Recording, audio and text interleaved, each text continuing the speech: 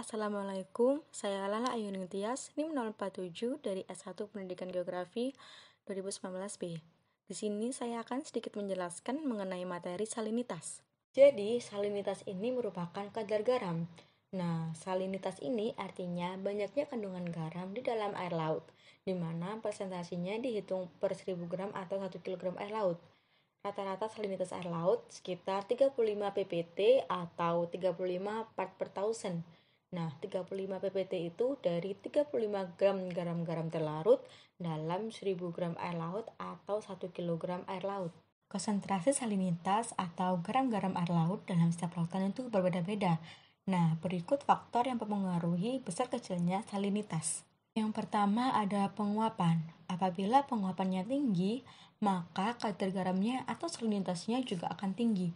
Karena penguapan tinggi menandakan uap air laut yang terlepas juga tinggi, sementara senyawa garam masih tetap. Sehingga jika uap air yang terlepas semakin tinggi, maka presentasi molekul uap air dalam air laut semakin rendah, sedangkan presentasi kadar garam masih tetap. Sehingga hal inilah yang membuat air laut semakin asin. Nah, berikut adalah contoh dari kristal-kristal garam yang tertinggal. Yang terangkat hanyalah uap air sementara garam tetap tertinggal. Ini terjadi akibat dari penguapan yang tinggi yang menghasilkan kristal-kristal garam hasil penguapan.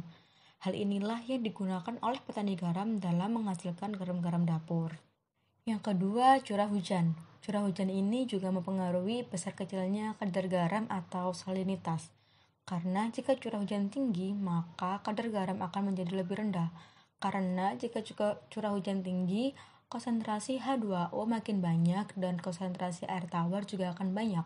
Sehingga curah hujan tinggi ini memicu kadar garam menjadi lebih rendah, begitupun juga sebaliknya.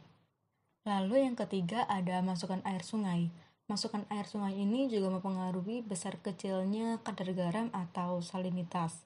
Karena air sungai ini mempunyai sifat yang tawar. Sehingga semakin banyak sungai yang bermuara ke laut, maka membuat kadar garam pada air laut tersebut semakin rendah. Karena ada pencampuran air laut dan air tawar. Lalu faktor berikutnya yang mempengaruhi besar kecilnya salinitas itu ada angin. Ketika angin bergerak di atas permukaan air laut berpindah tempat, maka air laut juga akan ikut terbawa oleh angin dan mengikuti angin itu tertuju.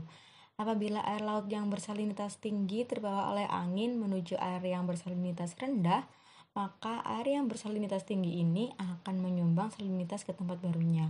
Begitupun juga sebaliknya. Lalu faktor berikutnya ada arus laut.